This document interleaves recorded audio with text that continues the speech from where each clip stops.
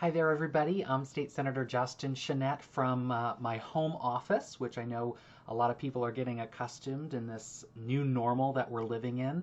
I just wanted to kind of check in with everybody, give you an update on a few things, and just try to provide you with some resources. I know we've been trying to share it on social media every step of the way, but just wanted to really break down a few of those things and give you the latest regarding unemployment and our relief efforts.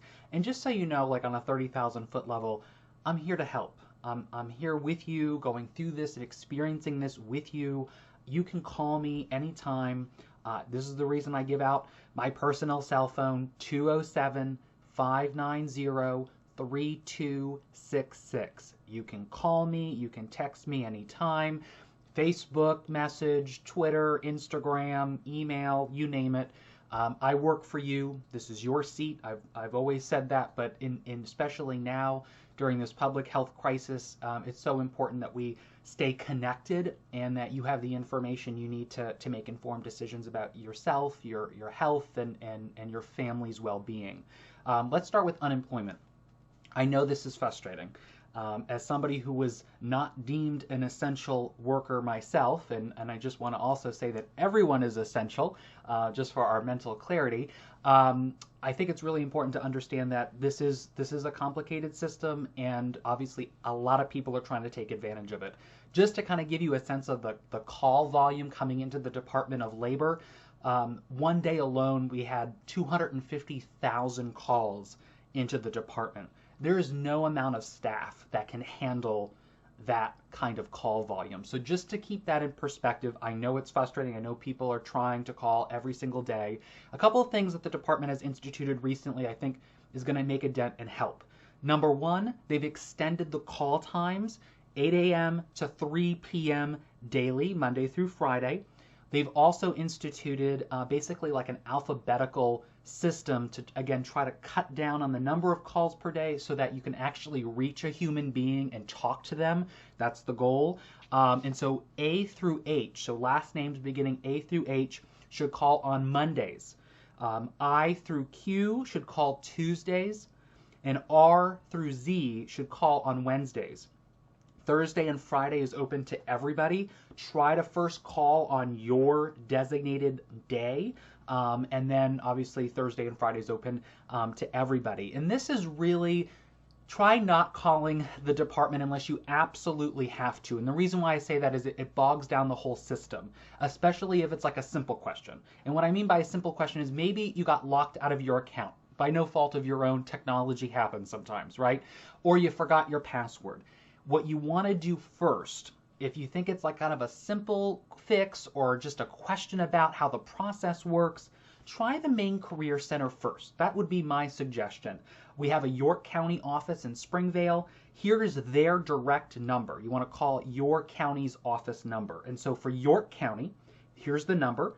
We'll put it up on the screen. It's 207-324-5460, and that's the York County Career Center.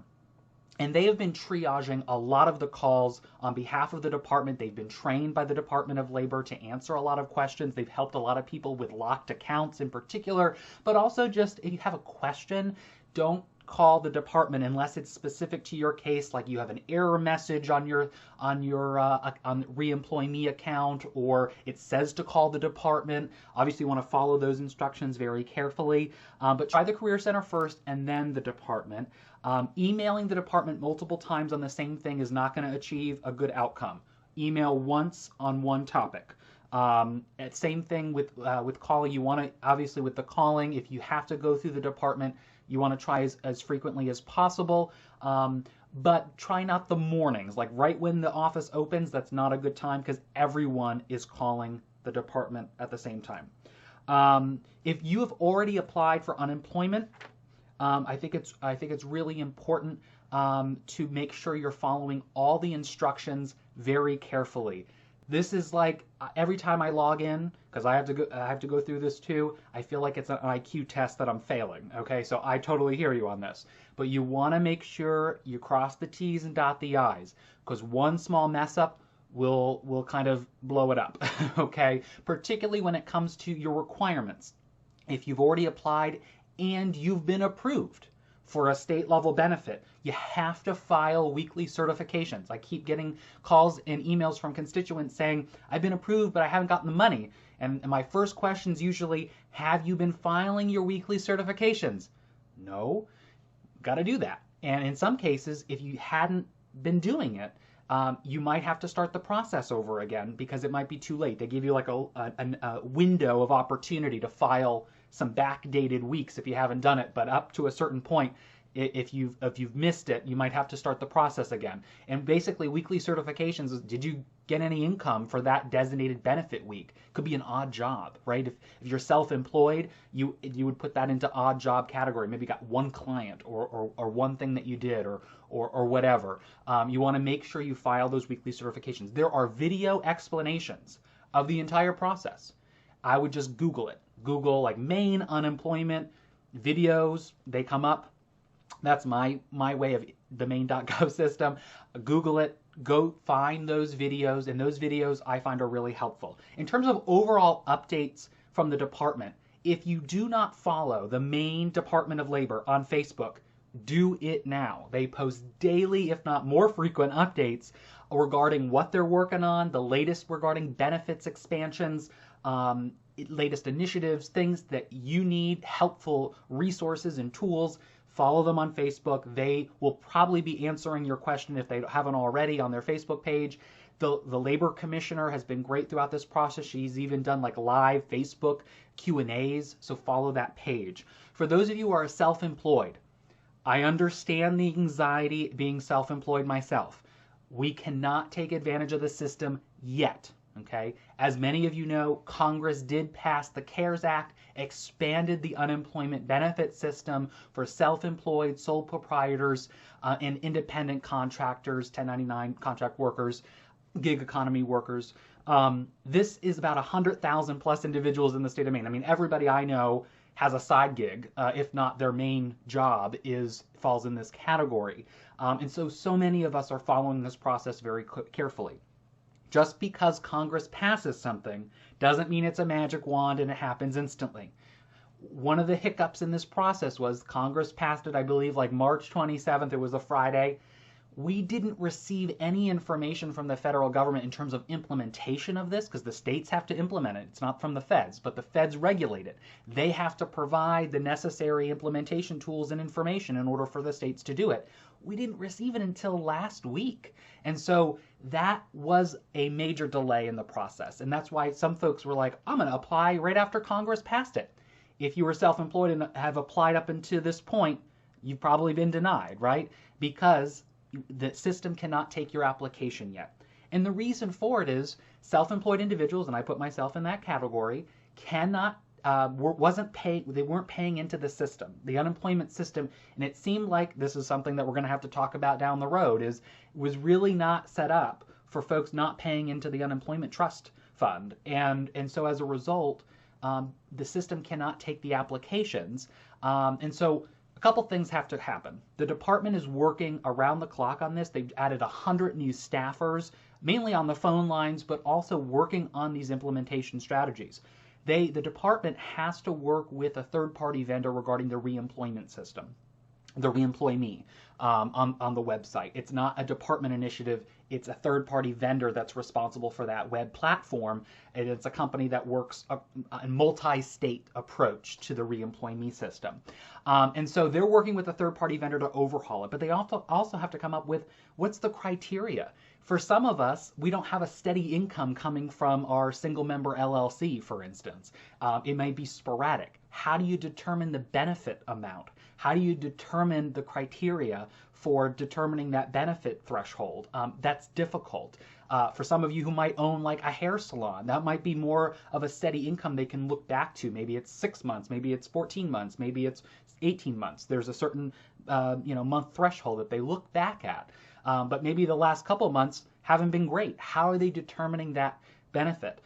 That's one of the difficulties that they're trying to, figure this out with the federal government. And the federal government finally provided some information on implementation on this piece and this added $600 benefit. And this added $600 benefit is per week. It's strictly from the feds. It's on top of any state level benefit you may receive. If you were approved for state level benefits for unemployment, you will now start seeing a $600 benefit on top of that from the feds. This is to start next week. The State Department of Labor has indicated they're implementing this piece this week. You should start seeing it Monday, Tuesday of next week. That's their estimate. That's what they've said. So we're looking forward to that. That's for the folks that are already been approved. And keep in mind, whether we're talking the $600 piece or whether we're talking just benefits in general, if you are owed benefits, it will be retroactive. So let's take the $600 piece from the feds. From what I understand, it'll be retroactive to when Congress passed the CARES Act, which again, I think it was like March 27th. For just regular state level benefits, it will also be retroactive to when you became unemployed or you had a loss of work due to COVID-19. Okay, so it's not like you're going to lose out on benefits during this implementation delay or because you have a snafu with your particular case or account. In my case, they had to even call me for a fact-finding interview because they needed to confirm details. It happens. So just try to be patient with it. I know it's stressful. I know anxiety is very high on a lot of these fronts because, again, we all have to pay our bills during this time. Just as a side note to that, I would definitely try to talk with your mortgage lender, your car lender. Try to defer payments as much as possible. That's just what we are personally doing. Other people might suggest something different, but the more we can kind of delay or defer some payments now when we're all stressed out, we might not be getting unemployment right away, the better off we're going to be. We'll deal with it later. And most have been willing to work with folks. Check in with your financial institutions that you've been a part of. There's other programs out there that are backed by the state of Maine through FAME. For instance, there's a consumer loan program. I know we don't need another loan in our lives, but it's there as a backup. It's important to know all the different programs. There's SBA disaster relief loans for small businesses. There's the Paycheck Protection Program to try to keep payroll running during this time for small businesses. So there is a lot of programs out there. I know it's bogged down because everyone's applying. Try to be patient, but check in with all of your lenders and your financial institutions. See what's available. See what you can defer. See what you can take advantage of. It doesn't hurt to ask. The worst they can say is no. Try to do that. That would be my suggestion. For all of these things, I'm going to keep you posted every step of the way. So like the self-employment piece, as soon as I know, believe you me, this is going to be posted everywhere. You are not going to be able to open your laptop without hearing about this once it's there. So it's not going to be like this hush-hush thing, and you're going to be like, oh, if I had only known.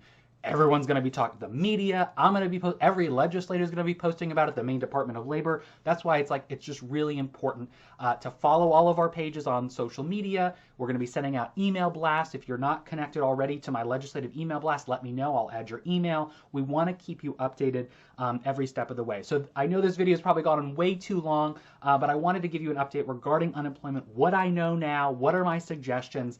Know that, again, you can call me, you can email me, you can message me anytime throughout this process.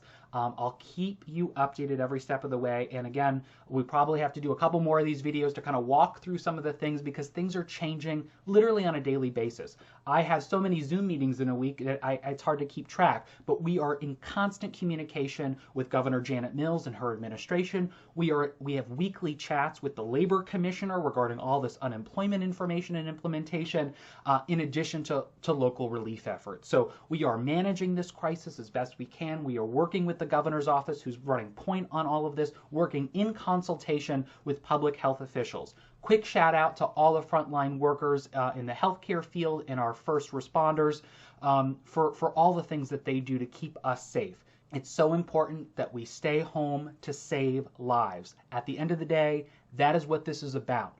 We are trying to abide by what public health officials are telling us to not just protect ourselves, but protect our friends, family, and our neighbors. We need to save as many lives as humanly possible. That is first and foremost.